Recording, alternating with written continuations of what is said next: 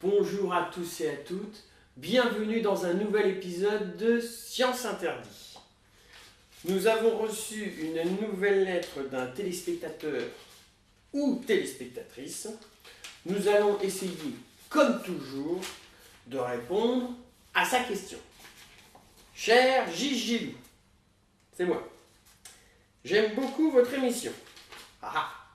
Notamment l'épisode 12 où vous nous avez expliqué votre théorie sur l'assassinat de John Fitzgerald Kennedy. C'est vrai.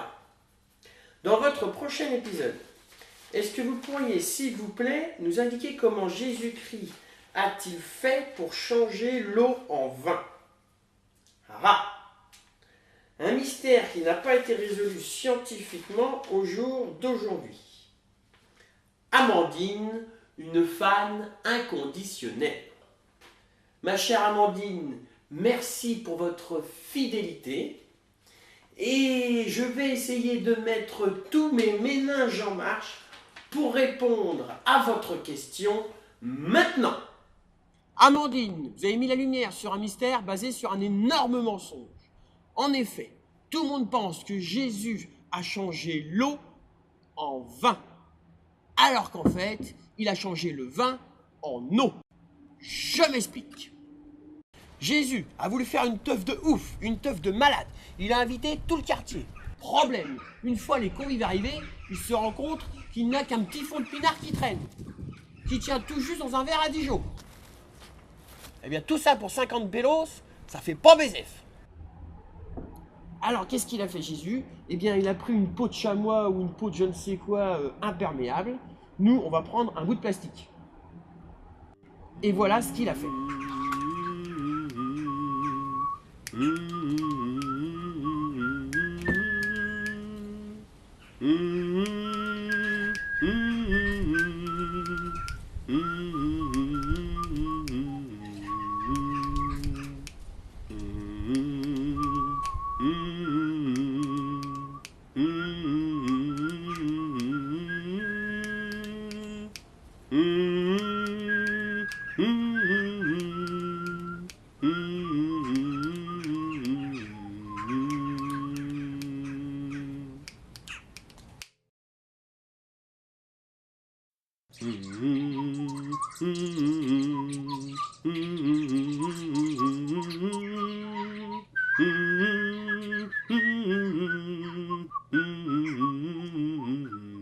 Voilà ce que Jésus-Christ donna à ses convives, du pinard archi coupé à la flotte.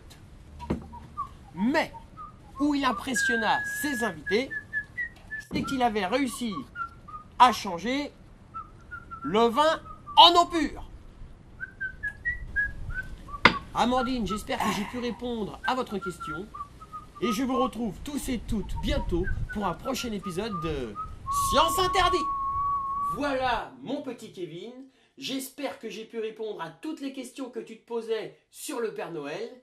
Et je vous retrouve tous et toutes bientôt pour un nouvel épisode de... Oui ?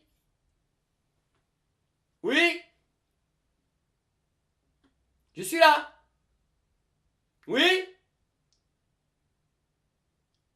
Y a quelqu'un?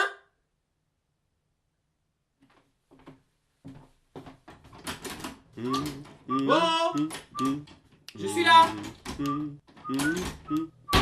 Y a quelqu'un? Je suis là.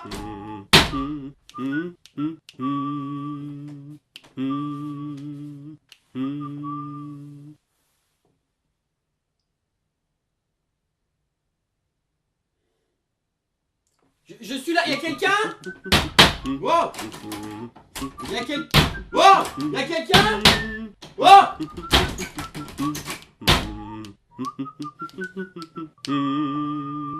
Qu'est-ce que c'est que ce bordel?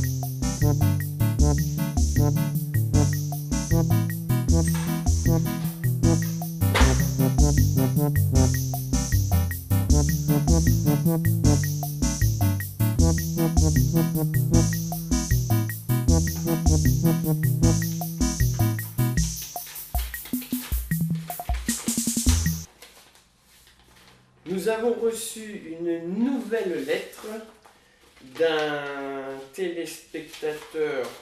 Non, d'une téléspectatrice. Et je m'empresse de vous lire son courrier. Bonjour, Gégilou. C'est toujours moi. Je vous écris cette lettre en me demandant si ma question est soit trop simple, soit trop compliquée. Oh!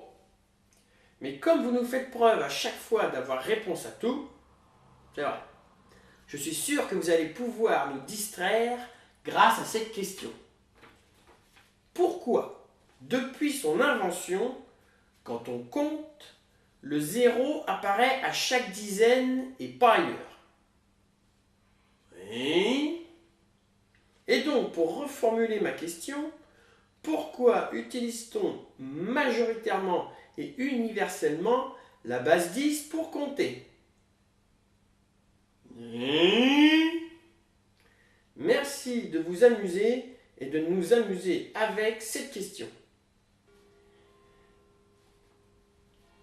Eh bien, ma chère Myriam, pour s'amuser, on va s'amuser. Le zéro, tout un programme, le zéro.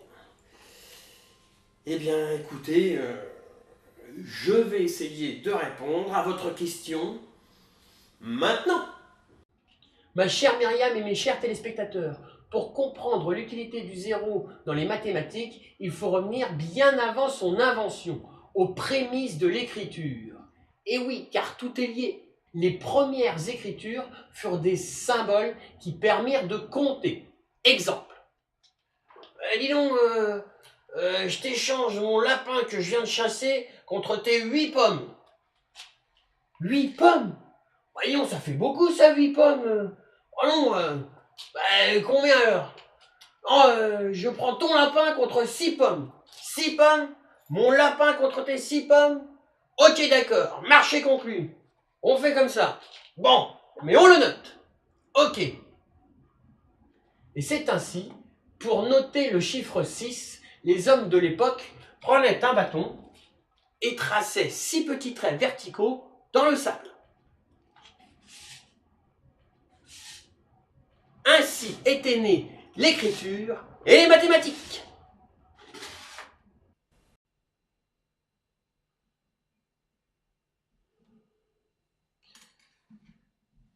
La nuit du 24 décembre, il y a souvent de la neige. Pour représenter la neige, nous allons prendre du sel. Le Père Noël se place sur le toit le plus haut de ta ville ou de ta commune. C'est souvent une église ou un immeuble. De sa hotte et de son traîneau, le Père Noël va descendre sur le toit de ce bâtiment tous les cadeaux qu'il doit distribuer dans cette ville ou cette commune. Pour représenter les cadeaux, on va prendre du poivre. Chaque grain de poivre représente chaque cadeau.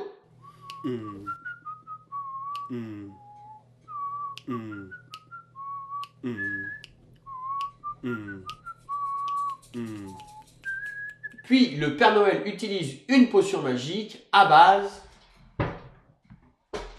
de liquide vaisselle.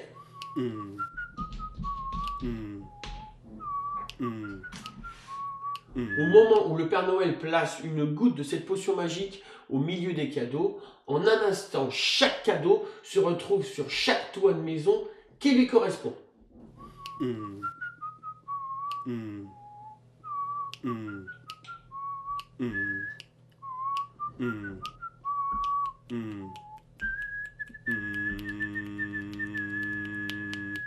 Vous allez me dire, il y a beaucoup de grains de poivre tout de même. Mais vous imaginez un peu le nombre de cadeaux que le Père Noël doit distribuer rien que pour une ville? 50? Combien? 50 pommes contre un sanglier? Ouais, ça fait beaucoup là, hein? Ouais, 50. Ouais, je te le fais à 40 et on n'en parle plus. 40 pommes contre mon sanglier? Ok, d'accord, marché conclu. Ok, d'accord. Mais on le note. 1, 2, 3, 4, 5, 6. Attention. Regardez bien. Et voilà. Allez. 17, 18, 19, 20, 21, 22. Oh, c'est long. C'est long. Tu m'as dit 40, moi je fais 40 traits, et puis c'est tout. Bon, avec toi, je sais plus où j'en suis rendu maintenant, moi là. Oui, bah n'empêche que c'est long. Oui, bah c'est long. Qu'est-ce que tu veux que j'y fasse? C'est comme ça, et puis c'est tout. Oh, oui, bah n'empêche que c'est long. Et maintenant, attention. Regardez bien. Et voilà. Allez. Allez.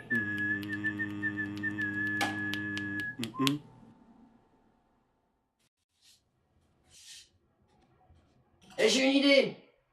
Pour 5 traits, t'as qu'à faire un V. Un V?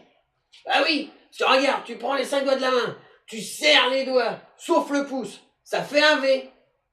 Qui dit un V, dit une main, qui dit une main, dit 5 doigts. Qui dit 5 doigts, dit 5 traits. Et voilà. Oh, c'est pas con. Mais dis donc, t'as pas un truc pour 10 traits? Pourquoi 10? Eh ben, ça sera plus rapide, 10. Eh ben, pour 10 traits, t'as qu'à faire une croix. Une croix? Bah oui, parce que regarde, si on croise les pouces, eh ben, ça fait une croix. Et donc, qui dit 2 pouces? Eh ben, dit 2 mains. Qui dit 2 mains? Dit 10 doigts. Qui dit 10 doigts? Dit 10 traits. Ah ouais. Et donc, pour mes 40 pommes, ça fera 4 croix. Voilà. Et c'est ainsi que sont nés les chiffres romains.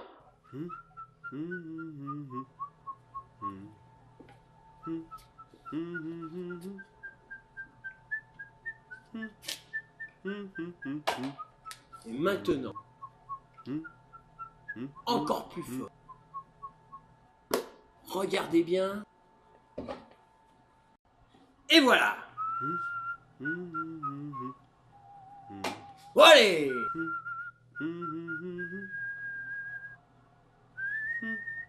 Alors, qu'est-ce que vous voyez? Vous voyez une boîte vide. Le mot zéro vient de l'italien zeffiro. Mais la première fois que je vous l'ai présentée, vous n'aviez pas vu qu'elle était vide. Zeffiro, dérivé de l'arabe sif. Il a fallu que je vous présente la boîte avec une allumette à l'intérieur pour que vous vous rendiez compte qu'elle était vide. Sif, signifiant lui-même le mot vide. Le vide n'existe que s'il y a un objet. L'objet n'existe que s'il y a du vide. Le vide et l'objet sont indissociables. Eh dis donc, tu m'as toujours pas donné mes 40 pommes. Ouais, non mais je vais te les donner, ouais, j'y pense, hein. Ouais, non mais j'ai eu une semaine de ouf, là, j'ai pas eu le temps de les cueillir, j'étais overbooké, mais ouais, je vais te les donner, tes 40 pommes, ouais, c'est ça, ouais, c'est ça. L'intérêt de l'invention du zéro est qu'il peut représenter autant les biens que les dettes. Les biens, les 6 pommes, sont représentés par les nombres positifs. Les dettes, les 40 pommes, sont représentés par les nombres négatifs. Les nombres négatifs sont-ils vraiment réels? Les 40 pommes, elles existent, mais il y en a un qui n'en voit pas la couleur. Alors, les nombres négatifs existent-ils vraiment? Ils existent, mais on ne les voit pas, car ils se déplacent de cheminée en cheminée sur le toit des maisons. Comment ils font? Explication. Quand les lutins du Père Noël sont sur le toit d'une maison et qu'ils veulent se déplacer sur le toit d'une autre maison, ils prennent une allumette dont ils enveloppent l'extrémité dans un papier aluminium.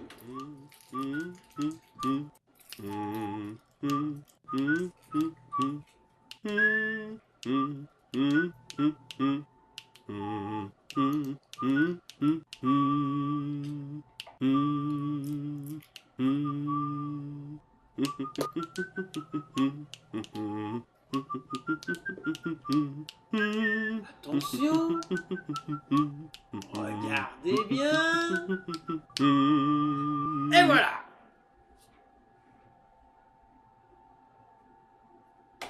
Allez! Les lutins du Père Noël vont placer cette allumette dans un petit tuyau de métal qu'ils vont tenir grâce à une pince à linge. Ça, c'est pour ne pas se brûler. Ne pas se brûler? Oui, car l'extrémité de l'allumette enveloppée dans le papier aluminium, les lutins du Père Noël vont l'approcher de la flamme d'une bougie.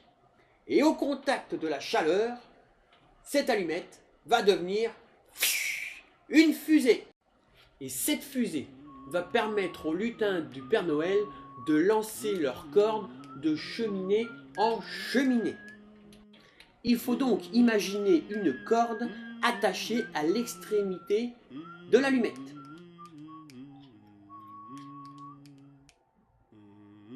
Mais il est où l'objet? Mais il est où? Que l'allumette soit là ou pas là, elle prend tout de même une certaine place dans la boîte vide. Place symbolisée par le papier aluminium.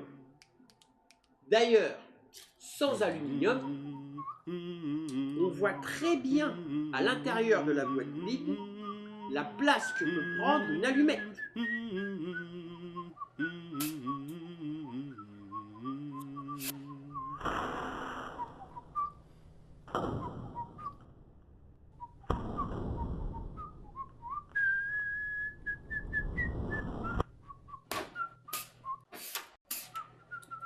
Alors, je représente le vide par un 0.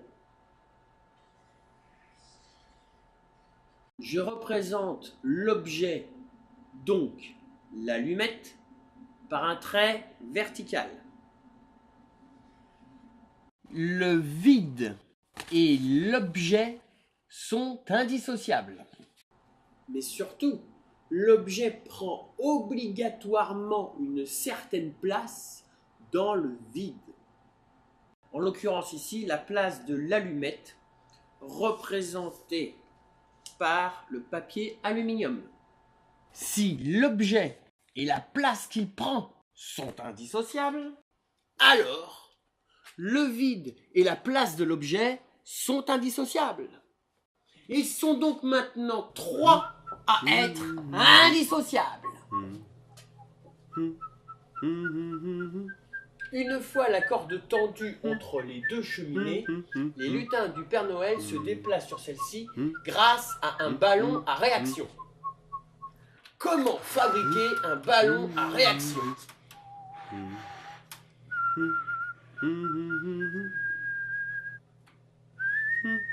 Il faut maintenir le ballon gonflé, sans faire de nœud, grâce à la pince à linge. Ensuite, il faut couper l'extrémité de la paille. Voilà. Puis, pour finir, scotcher la paille sur le ballon comme ceci. Et voilà. Il ne reste plus qu'à enfiler la ficelle dans la paille pour obtenir un ballon à réaction.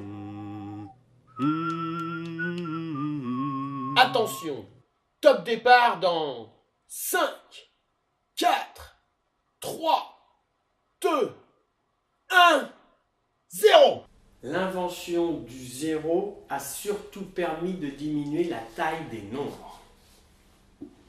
Les grands nombres, en chiffres romains, étaient une énorme succession de symboles. Le zéro a permis de créer des cycles qui ont diminué ces successions. Quand un zéro apparaît, il est devenu le symbole du changement de cycle. Au départ, symbole du vide, il est devenu le symbole du renouvellement. Et oui, quand un zéro apparaît, on repart à zéro. Wouh! Hein? On repart à zéro. On repart à zéro? Bon, ben on compte jusqu'à 3 alors. 1, 2, 3, 4, 5, 6, 7, 8, 9, 10. Voilà pourquoi on utilise majoritairement et universellement la base 10 pour compter. C'est pour pouvoir compter sur les mains. Ouais! Les Mayas, eux, comptaient en base 20. 5, 10, 15, 20. Voilà, on est content. Ça sert à rien, mais on a compté en Maya. Wouh! Grâce au ballon à réaction, tous les lutins du Père Noël vont pouvoir rejoindre l'autre cheminée. Tous, sauf un, qui restera pour décrocher la corde. Ce dernier se déplacera pour rejoindre l'autre cheminée en hélicargot, qui est un mélange entre l'hélicoptère et l'escargot. Pour un hélicargot, il faut une coquille d'escargot dessinée sur un papier épais. Puis, il faut planter le pic à brochette dans la boule de pâte à modeler, de manière à ce que le pic à brochette tienne debout. Puis, il faut découper la coquille d'escargot. Une fois la coquille d'escargot découpée, il ne reste plus qu'à la placer sur le pic à brochette. Comme ceci. Voilà. Avant-dernière étape, allumer la bougie. Il ne reste plus, pour faire fonctionner cet hélicargot, à placer la bougie chauffe-plat sous l'hélice de l'hélicargot. Car, grâce à la chaleur de la bougie, l'hélice de l'hélicargot va pouvoir tourner sur 360 degrés. 360 degrés, soit 6 fois 60 degrés, équivaut à un tour complet. Donc, un demi-tour équivaut à 180 degrés, soit 3 fois 60 degrés.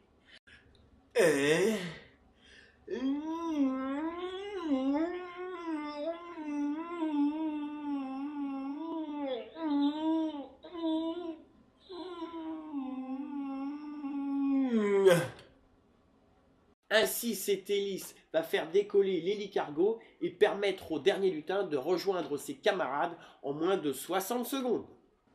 60 secondes, ça vaut 1 minute. 60 minutes, ça vaut 1 heure. C'est ce qu'on appelle compter en base 60. À quoi ça sert? À rien, c'est juste pour embêter le monde. Quel est l'idiot qui a instauré ça? Eh bien, un mec à qui ça ne le suffisait pas de compter sur ses doigts, il a fallu qu'il compte sur ses phalanges. Donc, sachant que nous avons 10 doigts et 10 orteils, ça fait un total de 20. Je le note avec mon pouce gauche, qui équivaut à 20. Sachant que j'ai 13 phalanges à chaque pied, ce qui nous fait un total de 26. Donc je note avec mon index gauche qu'il équivaut à 20. Il m'en reste donc 6. Mais sachant que j'ai 14 phalanges à ma main droite, 14 plus 6 égale 20. Que je note avec mon majeur gauche. Donc 20 plus 20 plus 20 égale 60. Voilà pourquoi on compte le temps et les angles en base 60. Grâce à l'hélicargo, le dernier lutin va pouvoir rejoindre ses camarades sur le toit voisin. Il ne lui reste plus qu'une chose à faire pour ne pas créer un incendie, c'est d'éteindre la bougie. Et pour cela, il va utiliser un canon à air. Le canon à air est une machine conçue à l'aide d'une corbeille à papier, d'une corbeille percée, ainsi que d'un sac poubelle et d'un élastique. Le canon à air permet d'envoyer de l'air sur une longue distance. Cette boule de billard va agir sans la toucher sur la boule noire.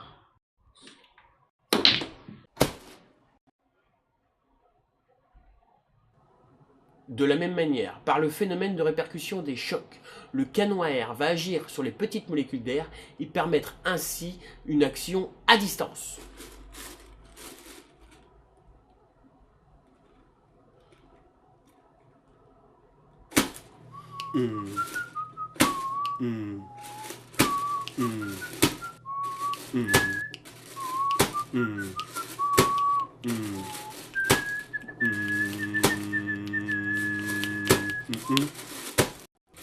Oh! Oh, je suis là! Vous m'avez enfermé là! Oh! Y'a quelqu'un? Oh, je suis enfermé là! Y'a quelqu'un? Mais ouvrez-moi! Oh!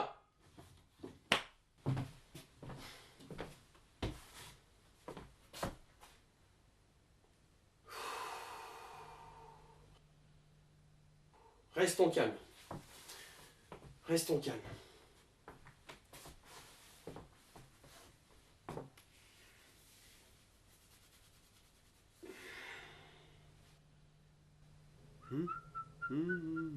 En 1666, Gottfried Wilhelm Leibniz rêve d'un langage universel permettant une représentation exacte de toute réalité,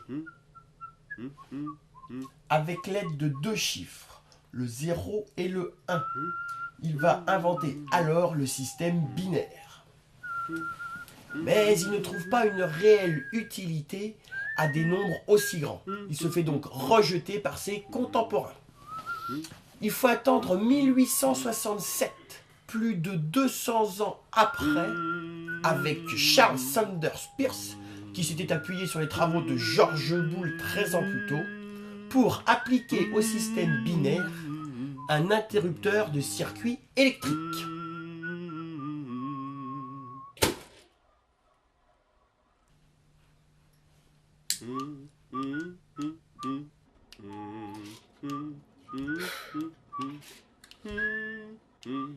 Bon, je suis enfermé. C'est pas grave.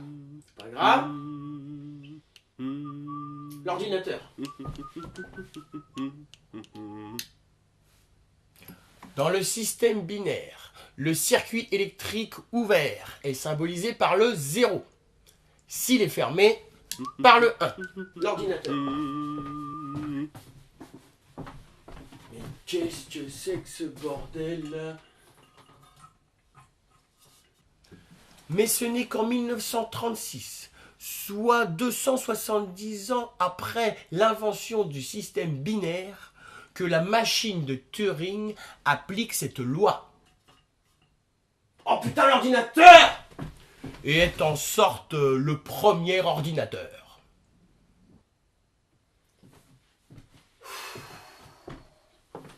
Bon. Il n'y a plus d'électricité. Je suis enfermé. J'ai 0 moyen de communication. Ah!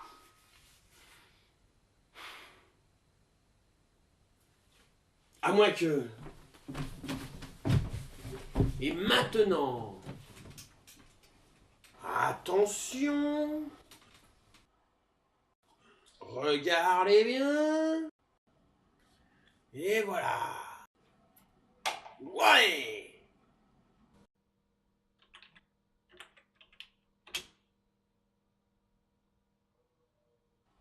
Attention. Et maintenant, je vais mélanger.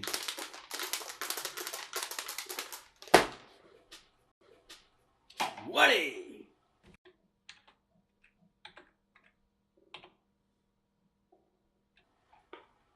J'enlève une allumette. Et la question que je vous pose maintenant, l'allumette restante, est-elle la première ou la deuxième? Si l'allumette restante est la première, alors on voit l'allumette, on voit le vide de la boîte et on voit la place que prend l'allumette dans la boîte. Si l'allumette restante est la deuxième, alors on voit la même chose. Car la deuxième allumette n'est qu'une copie de la première.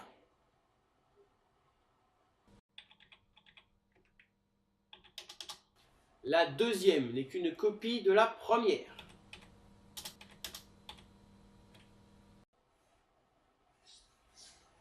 Les objets et la place qu'ils prennent sont indissociables.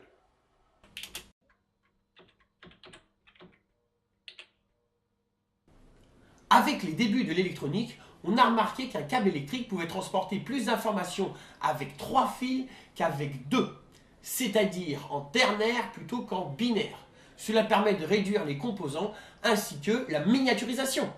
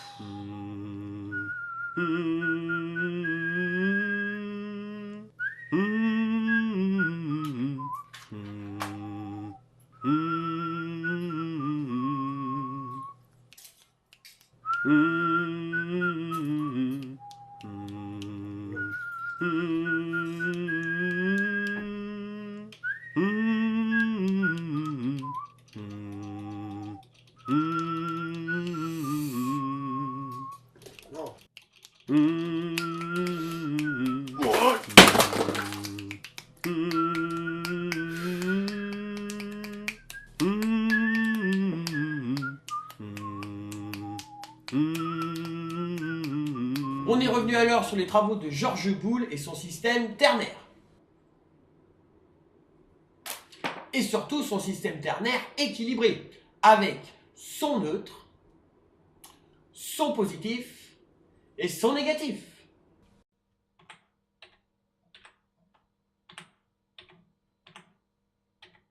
Bon, résumons. Qu'est-ce qu'on voit? On voit le vide de la boîte, représenté par le 0. On voit aussi la place que peut prendre une allumette. Bien entendu, on voit les deux en même temps, le vide de la boîte et la place que peut prendre une allumette. Le vide et la place de l'objet sont indissociables.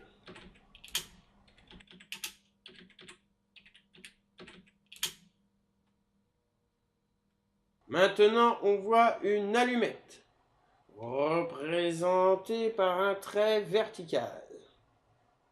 Bien entendu, on voit aussi une allumette et le vide de la boîte autour de l'allumette. L'objet et le vide sont indissociables.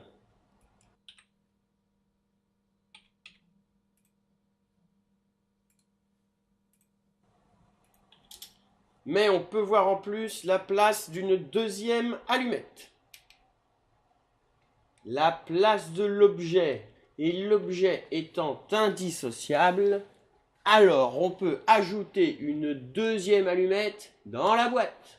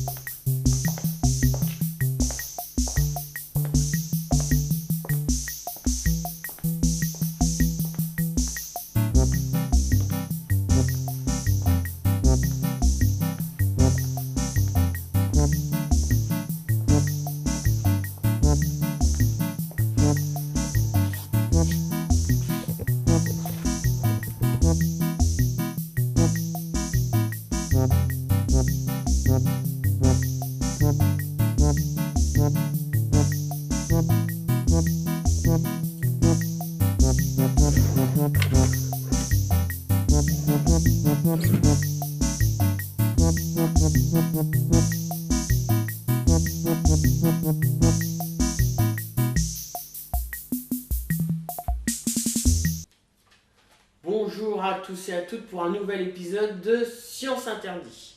Je me dépêche d'ouvrir cette enveloppe pour vous lire une nouvelle question que vous attendez tous et toutes avec impatience.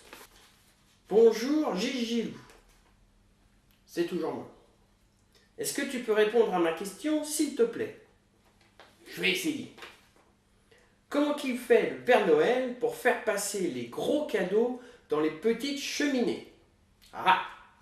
Et quand il n'y a pas de cheminée, comment qu'il fait? Eh bien, je crois que ça ne peut pas être plus clair. Eh bien, mon cher Kevin, je vais te répondre de suite. Si tu n'as pas de cheminée pour que le Père Noël puisse passer, ce n'est pas grave, car si tu n'as pas de cheminée, tu as, wouh, la VMC. Ouais. Hein? C'est quoi la VMC? Ah bah, la VMC, c'est ça. C'est notamment utile quand ça sent pas bon. Ça aspire les mauvaises odeurs. Et c'est donc par là que le Père Noël fait passer les cadeaux quand il n'y a pas de cheminée. C'est bientôt la fin du 64e épisode de Science Interdit. Mais aujourd'hui, nous avons reçu un joli paquet cadeau. Je vais vous faire profiter de cette sympathique surprise avant de nous quitter. Je me dépêche donc d'ouvrir le paquet. C'est fermé? Ta cheminée est condamnée? Ton autre cheminée aussi?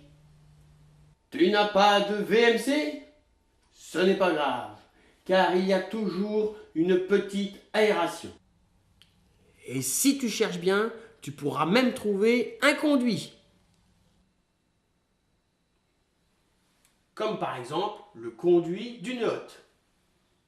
C'est la fameuse hotte du Père Noël. La hotte du Père Noël. Hein?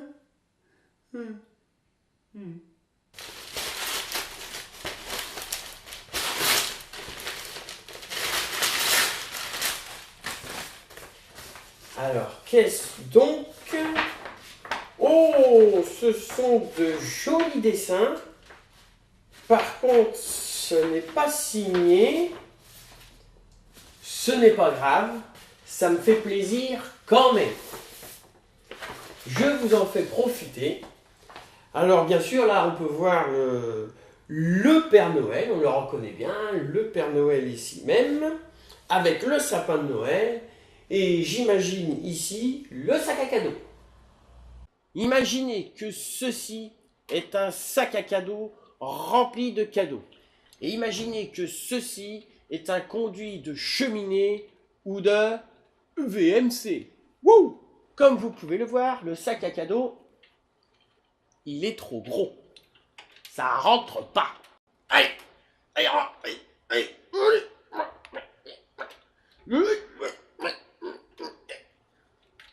Alors, le Père Noël utilise une potion magique. Une potion magique à base d'Oilus d'Olivus, mais Tournesolus marche aussi. Il égoutte un peu pour pas trop salir. Et là, comme par magie, ça va glisser tout seul. Ça va glisser tout seul. Ça va glisser tout seul. Ça va glisser tout seul. En tout cas, c'est beau, hein. Vraiment, on sent que ça a été travaillé. Mais ce n'est pas tout. Il y a deux autres dessins. Et voici donc le deuxième dessin. Tout aussi beau, il faut le dire, hein. C'est un peu plus géométrique, mais c'est tout aussi beau. Tout seul. Ça va glisser tout seul. Ça va glisser tout seul. Ça va glisser tout seul. Mais non, que je suis bête. Dans une cheminée, il y a du feu. Fais du feu dans la cheminée, je reviens chez nous. Non. Ne fais pas de feu dans la VMC, non! Trop dangereux, non! Les lutins du Père Noël s'occupent de descendre une petite bougie dans le conduit de VMC ou de cheminée s'il n'y a pas de feu dedans. Et là, ça va glisser tout seul. Tout seul. Tout seul. Et pour finir, il nous reste un joli dessin que l'on nous a offert. Je vous en fais profiter. Oh! Oui, hein, c'est très beau. Hein, c'est un peu plus abstrait, mais c'est très beau. Alors, qu'est-ce qu'il y a de marqué dessous? Il y a marqué « La chanteuse chante Cadet-Roussel ». Bon, bah, la chanteuse chante Cadet-Roussel, ça doit être le titre. Hein? Voilà. En tout cas, c'est très beau. Et je ne sais pas qui l'a fait, mais merci tout de même. Cadet-Roussel. Ouais. Comme chacun sait. Cadet-Roussel a 3 maisons. Cadet-Roussel a 3 maisons. Ouais. Tata. Ouais.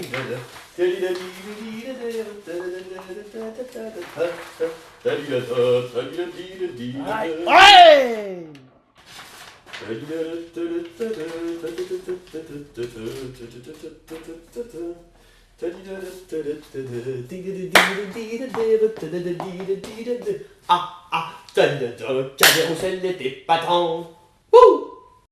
Ça représente la boîte. Ça représente l'allumette. Et ça, le papier aluminium, c'est-à-dire la place que prend l'allumette. Grâce à la place que prennent les choses dans le vide, Georges Boulle, dans son système ternaire équilibré, avait trouvé comment les choses pouvaient être copiées. La deuxième allumette n'est qu'une copie de la première. La deuxième allumette n'est qu'une copie de la première. Ça, c'est la place que prennent les deux allumettes dans le vide. Grâce à ce système, on va pouvoir quantifier les idées et voir comment elles peuvent se concrétiser par un système de copiage, d'impression. Pour créer un univers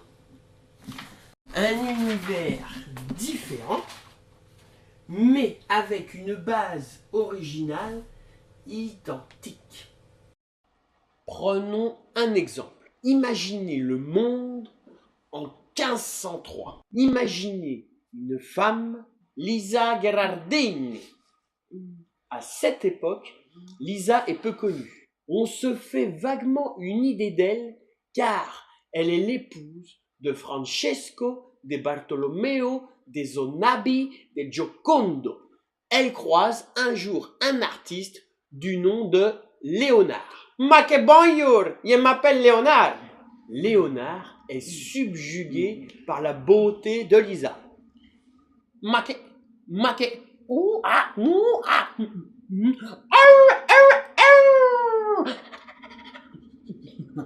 Il va au bistrot voir un de ses potes et lui dit qu'il a trouvé un modèle de fou. Ma que tu sais, j'ai trouvé un nouveau modèle. Ma qu'il est magnifique, il est superbe, il est extraordinaire. Ouais, je vois le genre de modèle, ouais, qui est les beaux là, les... Ma que non, ma que non, c'est l'épouse de Francesco. Ah ouais, c'est l'épouse de... Ah ouais, Léonard explique à Lisa qu'il veut la peindre. Ma que tu vas voir, ma belle, il va te rendre célèbre. Non. Ma que ma belle, ma que tu vas voir, ma que ça va être magnifique, que ça va être extraordinaire, que ça va être super. Non, arrêtez. Non.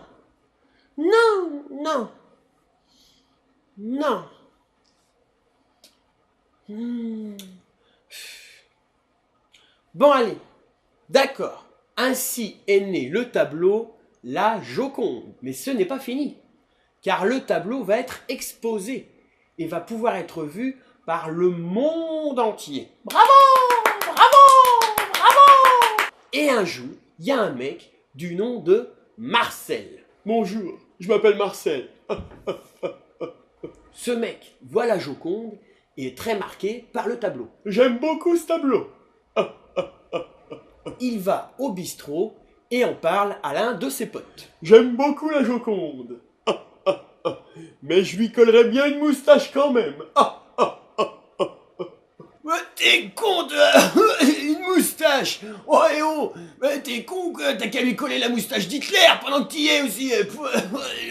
Ainsi est né El Hacho au cul, célèbre tableau de Marcel Duchamp. Mais ce n'est pas fini, car le tableau va être exposé et va pouvoir être vu par le monde entier. Bravo! Mais un jour, il y a un mec du nom de Jean-Michel. Bonjour, je m'appelle Jean-Michel. Il va au musée du Louvre voir la Joconde.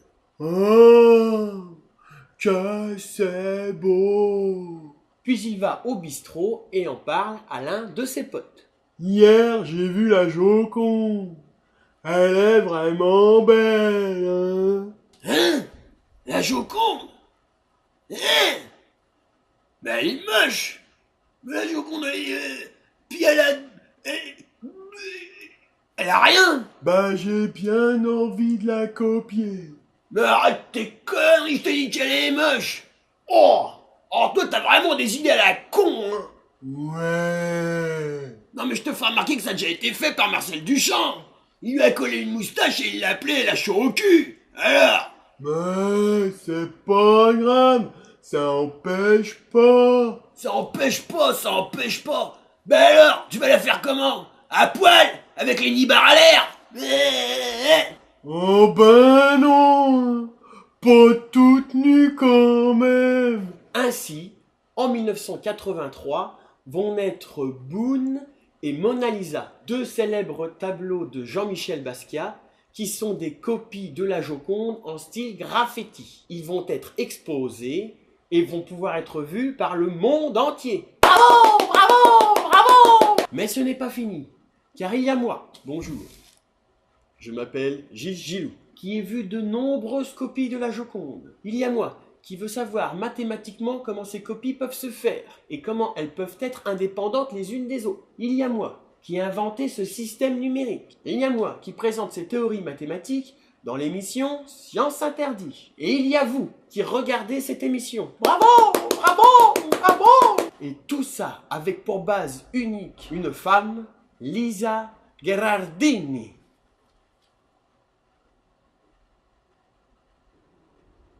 Voilà comment une femme, Lisa Gherardini, vivant dans son monde, à son époque, donna l'idée à un artiste de peindre un tableau, qui lui-même donnera d'autres idées à d'autres artistes de le copier et de le recopier, ainsi de suite pour arriver jusqu'à vous et ce que je vous raconte aujourd'hui. Ça, c'est la boîte. Ça, c'est l'allumette. Et ça, c'est la place qu'elle prend. Mais ne vous trompez pas, c'est bien de vous que je parle. Car si le 1 c'est la Joconde, cela peut être aussi vous. Et le 0, votre monde, votre époque.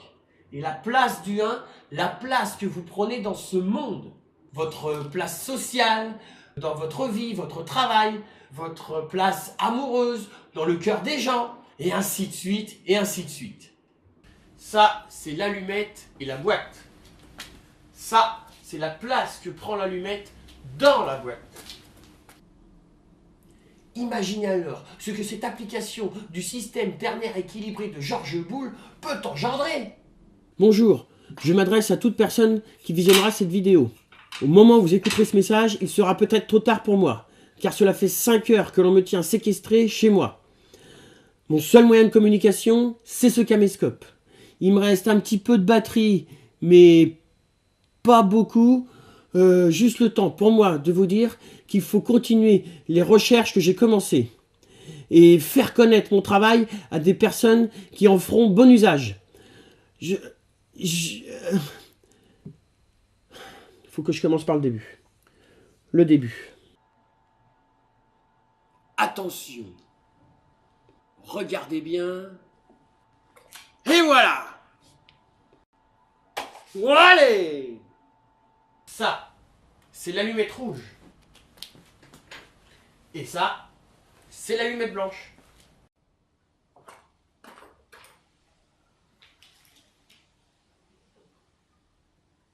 Voici une copie de l'original.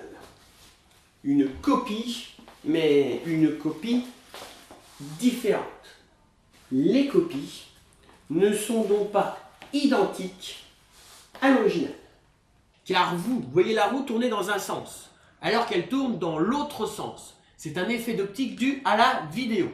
Cette vidéo est indépendante, mais n'existerait pas sans l'original. Vous voyez cette vidéo, donc une copie de l'action originale de cette roue. Vous qui écoutez ce message, je dois vous dire tout d'abord que je m'appelle Gilles Gilou. Je présente une web-série qui s'appelle Science Interdit, où je divulgue certains secrets de la science. Ce doit être l'une de mes découvertes qui a entraîné ma séquestration. Je ne sais ni laquelle, ni pourquoi, ni comment. Je ne vois pas qui a intérêt à me faire taire. D'ailleurs, qui c'est qui a intérêt à me faire taire?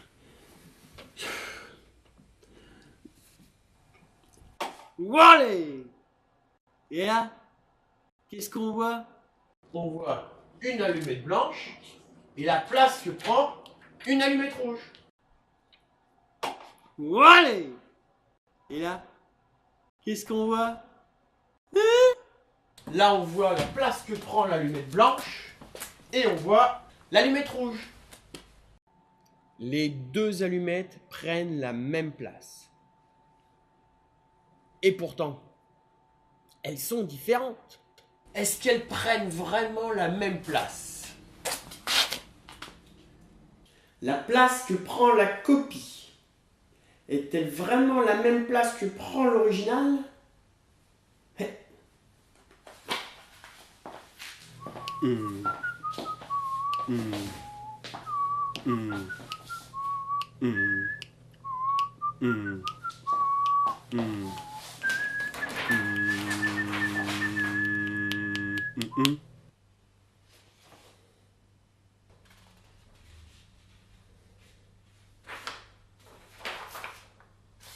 Et là, vous vous dites, ce n'est pas possible.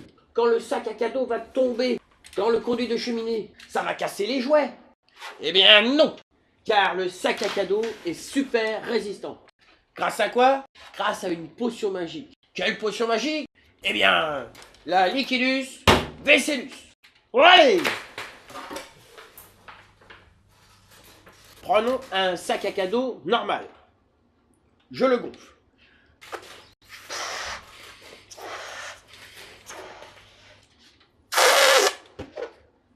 Si je le pique, qu'est-ce qui se passe? Eh bien, il pète, il explose, il éclate. Expérience. Wouh.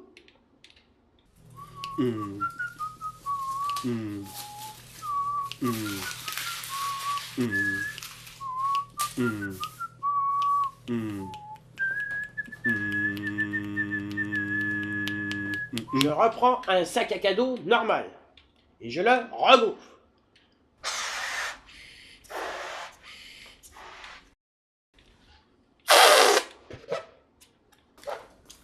Et cette fois-ci, je prends le pic et je le trempe dans la potion magique de Liquidus Vesellus.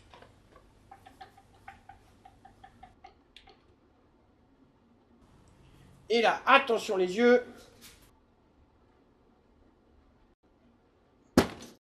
Ça ne pète pas, ça n'explose pas, ça n'éclate pas. Allez, le sac à cadeau n'éclate pas, grâce au Liquidus Vesellus. Eh ben, on comprend mieux le titre. La chanteuse chante Cadet Roussel. La chanteuse. Cadet Roussel a 3 maisons, Cadet Roussel a 3 maisons. Attention. Regardez bien. Et voilà. Cadet Roussel était pas tant. Volé.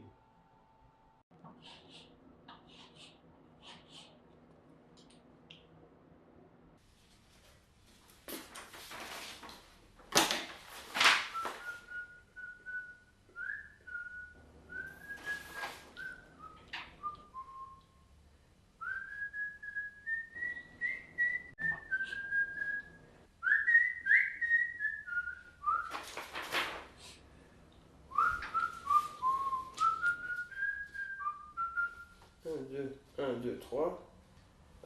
1, 2, 3, 4, 5, 6, 7. 1, 2, 3, 4, 5, 6, 7. 1, 2, 3, 4, 5, 6, 7. Et là, vous vous dites, ce n'est pas possible.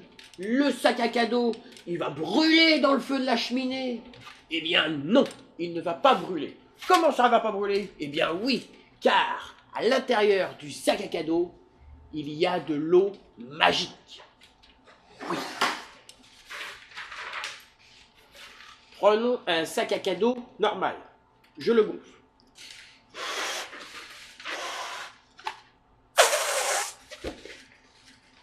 S'il tombe dans le feu, qu'est-ce qui se passe? il brûle, il pète, il explose. Expérience.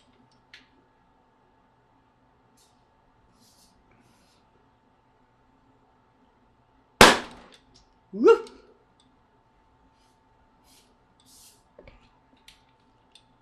Prenons un sac à cadeau normal, mais cette fois-ci, on va le remplir d'eau magique.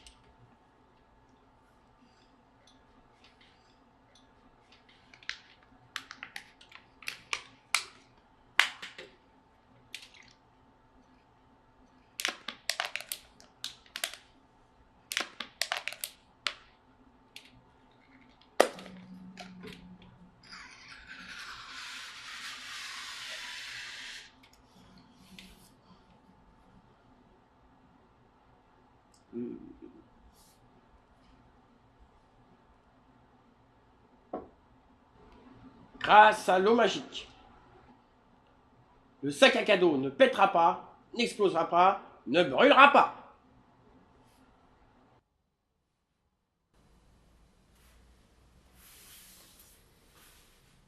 Cadet Roussel a 3 maisons, Cadet Roussel a 3 maisons.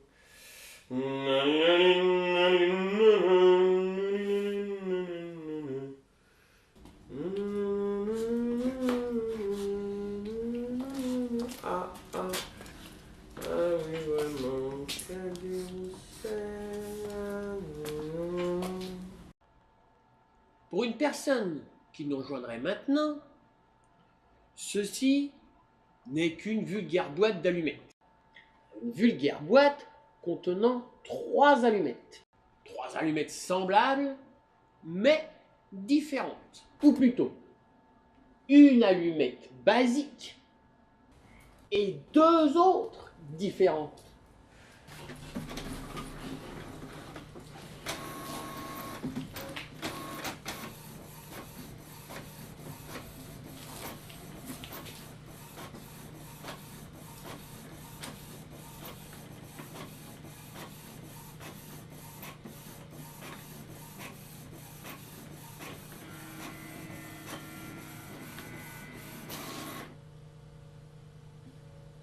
La copie d'un original n'intervient pas sur l'original, mais ne peut le nier. Par exemple, qui ne connaît pas la Joconde?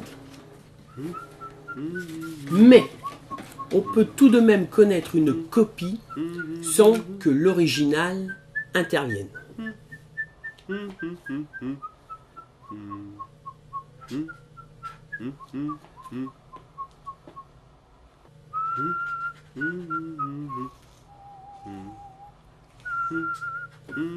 Si on ne connaît pas la Joconde, ceci n'est qu'un tableau de femme à barbe et à moustache. Et c'est tout. Il y a donc 2 univers qui se rejoignent tout en étant indépendants. Seul le 0 peut représenter ce changement d'univers, ce renouvellement de cycle. Littérairement, le nombre 100 correspond à une allumette, une boîte et une autre boîte.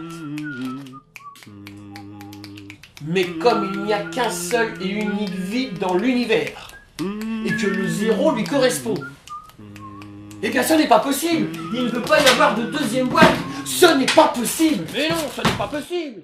Les cadeaux vont être tout mouillés. Eh bien oui, ils vont être tout mouillés. Mais les lutins du Père Noël vont les sécher. Les lutins du Père Noël, pour sécher les cadeaux mouillés, vident le contenu du sac à cadeaux dans une bassine.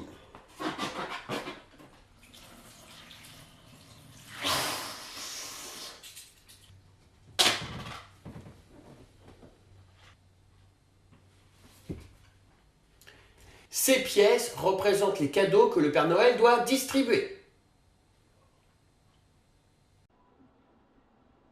Alors, qu'est-ce qu'on voit? Hein? On voit une boîte d'allumettes.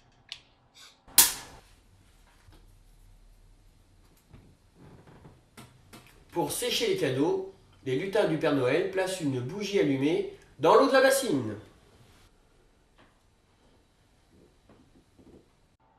Et là, qu'est-ce qu'on voit? Hein? Encore une boîte d'allumettes. Les lutins n'ont plus qu'à placer la bougie allumée sous cloche, ce qui aspirera l'eau et séchera les cadeaux.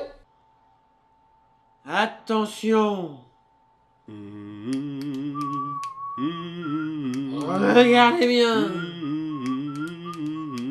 Et voilà!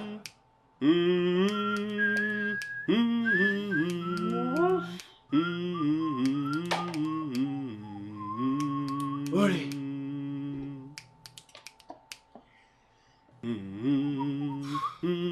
Et là,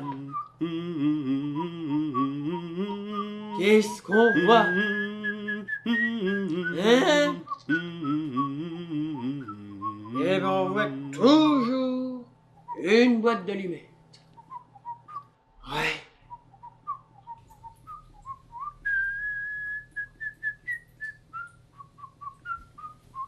Alors? Qu'est-ce qu'on voit cette fois? Eh ben, on voit encore et toujours une boîte d'allumettes. Oui, mais une boîte d'allumettes sans l'allumette qui a fait que cette boîte est devenue une boîte d'allumettes. Car au départ, c'est juste une boîte. Et c'est grâce à cette allumette que c'est devenu une boîte d'allumettes. Il n'y a pas plusieurs boîtes. Il n'y a pas une boîte pour chaque allumette. Mais c'est la boîte de chaque allumette.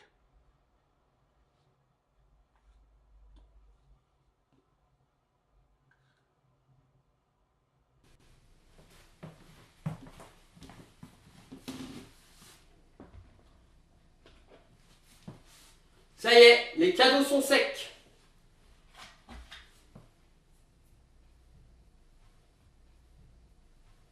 Enfin, presque.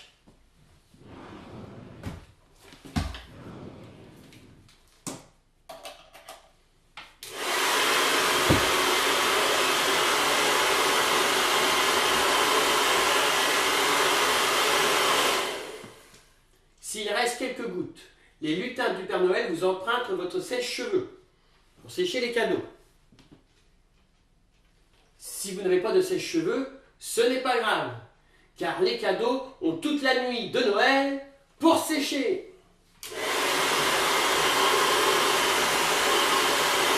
Caléroussel à trois maisons, Caléroussel à trois maisons, Caléroussel à trois, 1, 2, 3, Caléroussel, 1, 2, 3, orange, orange, vert, vert, rose, rose, vert, vert, orange, orange, vert, vert, à trois maisons.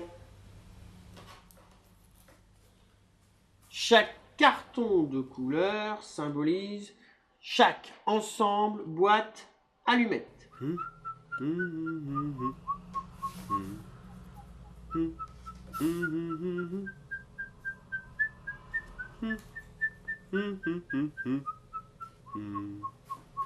Chaque allumette a son propre univers, dans lequel peuvent entrer d'autres allumettes, qui auront leur propre univers indépendamment.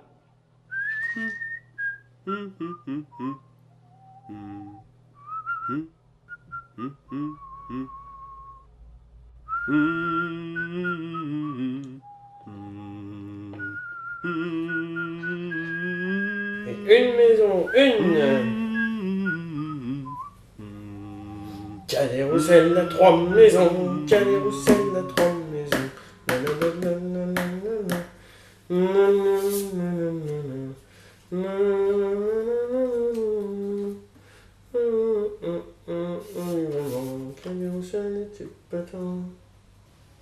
des Roussel à trois maisons, quai des Roussel à trois maisons. La li la li la li la la, la li la li la li la la. Na na na na na na na. Ah oui vraiment, quai des Roussel était patent.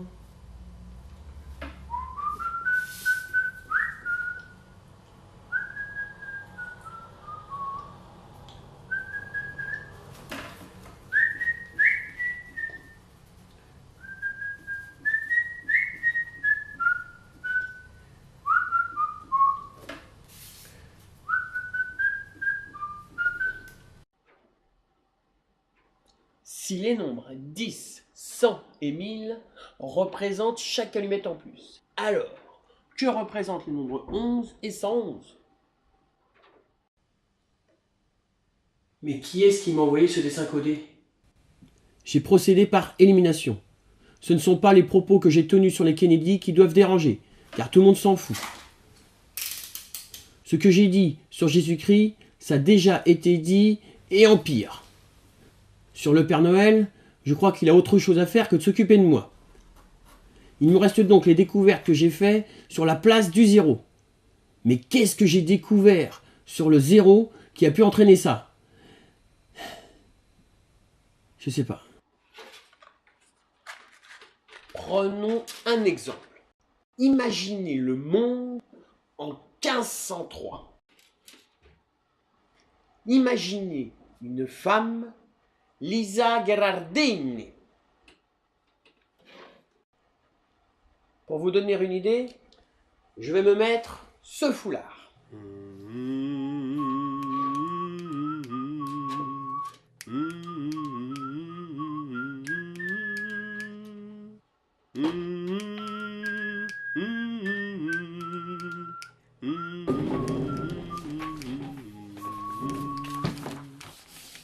J'ai oublié ce que j'avais dit au départ. Le 0, le 1 et la place du 1 sont indissociables.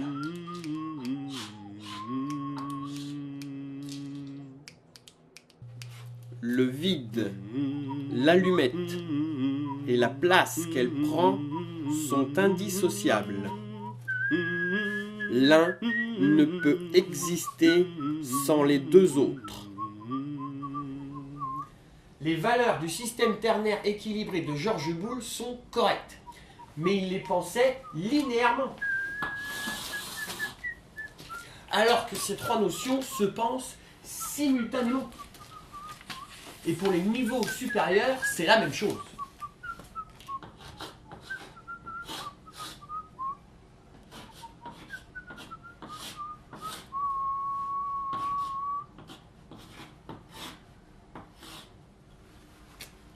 Toutes les valeurs d'un même niveau sont simultanées et indissociables. À cette époque, Lisa est peu connue. On se fait vaguement une idée d'elle car elle est l'épouse de Francesco de Bartolomeo de Zonabi de Giocondo. Elle croise un jour un artiste du nom de Léonard. Ma que bonjour, je m'appelle Léonard.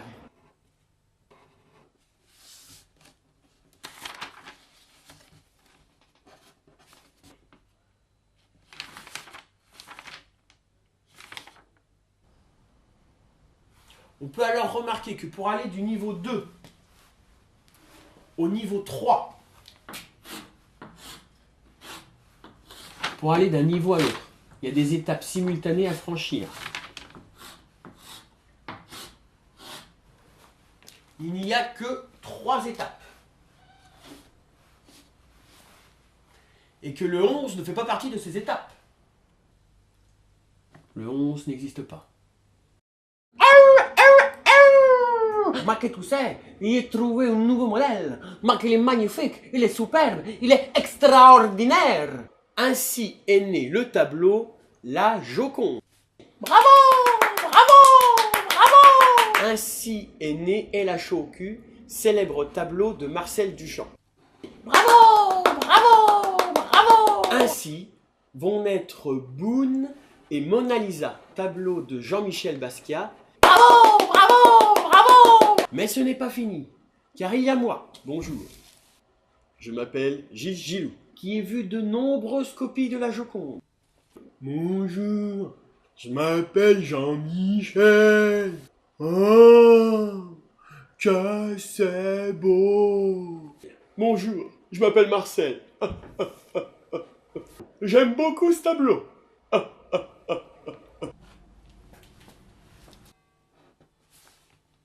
peut remarquer aussi que dans ce système numérique,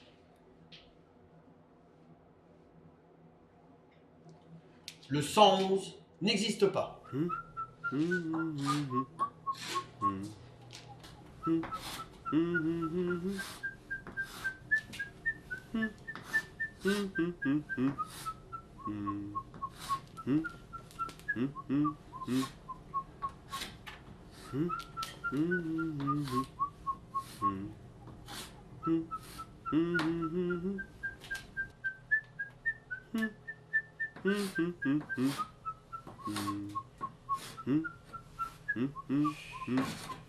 Pour avancer dans mes recherches, les 2 dimensions ne sont pas suffisantes. Il faut que je travaille en 3D. La 4e dimension, on l'étudiera plus tard. Ma que tu sais, j'ai trouvé un nouveau modèle. Ma qu'il est magnifique, il est superbe, il est extraordinaire. Ouais, je vois le genre de modèle, ouais, qu'elle est beau là, Ma que non, non, non. Ma que non, c'est l'épouse de Francesco. Mais je lui collerais bien une moustache quand même. Ouais, t'es con quoi, t'as qu'à lui coller la moustache d'Hitler pendant que t'y es aussi. Elle est vraiment belle. Mais elle est moche. La Joconde, puis elle a rien. Bah j'ai bien envie de la copier. Oh, toi t'as vraiment des idées à la con, hein. Ouais. Non mais je te fais remarquer que ça a déjà été fait par Marcel Duchamp. Il lui a collé une moustache et il l'a appelé El Hacho au cul. Ouais, c'est pas grave, ça empêche pas. Ça empêche pas. Mais alors, tu vas la faire comment? À poil? Avec les nibards à l'air? Oh ben non, pas toute nue quand même.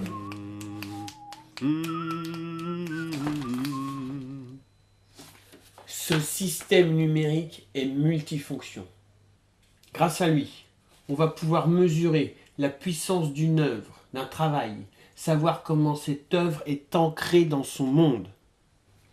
Grâce à ce système, c'est un petit peu comme si on pouvait changer d'espace-temps, comme si on pouvait entrer dans la 4e dimension des choses. Un exemple. Grâce à ce système, on va pouvoir quantifier comment une publicité peut toucher son public et changer de communication en fonction du niveau où elle est située. En biologie, on va pouvoir comprendre comment une cellule a mis des millions d'années pour former le premier être humain et qu'aujourd'hui, elle ne met que 9 mois.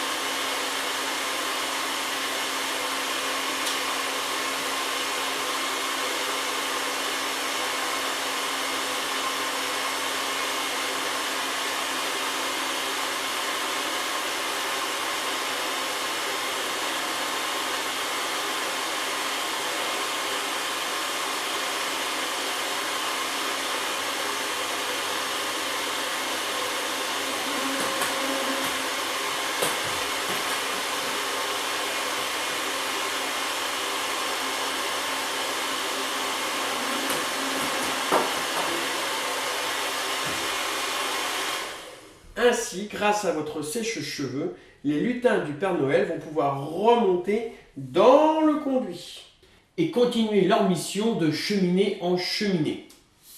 Si vous n'avez pas de sèche-cheveux, ce n'est pas grave, car les lutins du Père Noël ont une autre solution, mais qui est un peu moins rapide, qui prend plus de temps. Il me reste très peu de temps car je n'ai pas beaucoup de batterie. Et la nuit va bientôt tomber. D'ailleurs, attendez, il y a un mode nuit. Voilà. Je ne sais pas si c'est le fait que ma théorie peut ouvrir des portes sur la 4e dimension, que ma théorie peut bouleverser les moyens de communication actuels. Mais ce que je sais, c'est que les informations primordiales mondiales au niveau de l'armée, de la finance, sont gardées grâce à des codes secrets. 1, 2, 3, 4, 5, 6, 7, 8, 9, 10, 11, 12. Ces codes secrets sont basés sur les nombres premiers et leur propriété à ne pas être prévisible. Au niveau 5, il y a 12 étapes alors qu'au niveau supérieur, il n'y en a que 6. Cette pyramide nous fait découvrir qu'il y a des niveaux inférieurs à d'autres qui sont pourtant plus complexes. Ma théorie pourrait les rendre prévisibles, c'est-à-dire qu'elle permettrait de créer l'équation qui pourrait enfin les définir. Le mystère des nombres premiers serait-il résolu grâce à cette pyramide ? Je n'ai pas eu le temps de prouver ce que j'avance, mais vous pouvez le faire. Moi, j'ai pas eu le temps. J'ai pas eu le temps. Ce n'est pas possible. Si je veux aller plus loin, il faut que je trouve une autre solution. Il y a moi qui présente ces théories mathématiques dans l'émission Science Interdit. Et il y a vous qui regardez cette émission. Vous qui regardez cette vidéo. Pour connaître la vérité, il vous suffira d'établir une projection par ordinateur de cette pyramide d'allumettes. La règle en est simple. Chaque côté d'un triangle est la base d'un nouveau triangle. Chaque côté d'un triangle est la base d'un nouveau triangle. Ainsi, vous obtiendrez une forme qui vous donnera un nouveau système numérique. Il y a moi qui ai inventé ce système numérique. Il y a moi qui veut savoir mathématiquement comment ces copies peuvent se faire. Et tout ça avec pour base unique une femme, Non. Lisa Gherardini. Ma que tu vas voir, ma belle, il va te rendre célèbre. Non, arrêtez. Non. Non, non. Non! Non!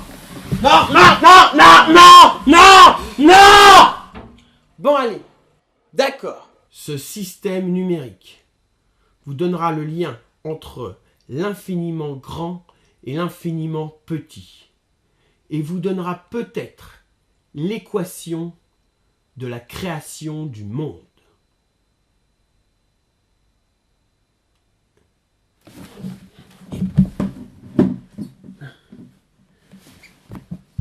Non! Non! Non! Non!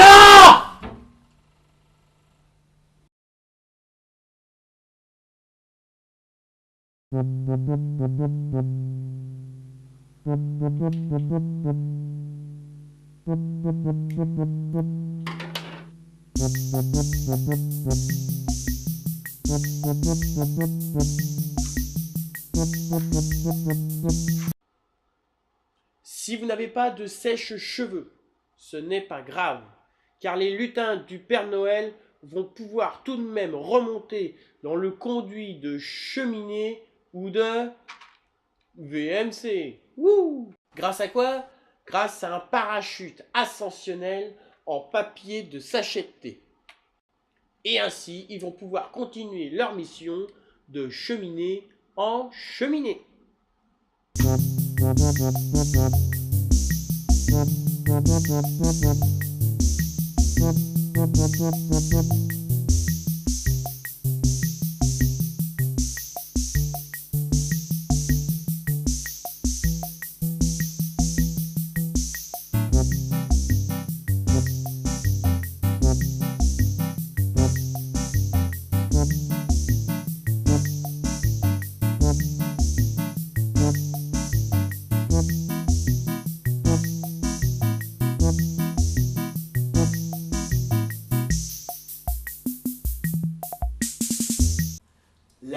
petite Bérénice me demande où se trouve tout l'argent de la petite souris. Eh bien, ma chère Bérénice, je vais te donner son numéro de compte en banque maintenant.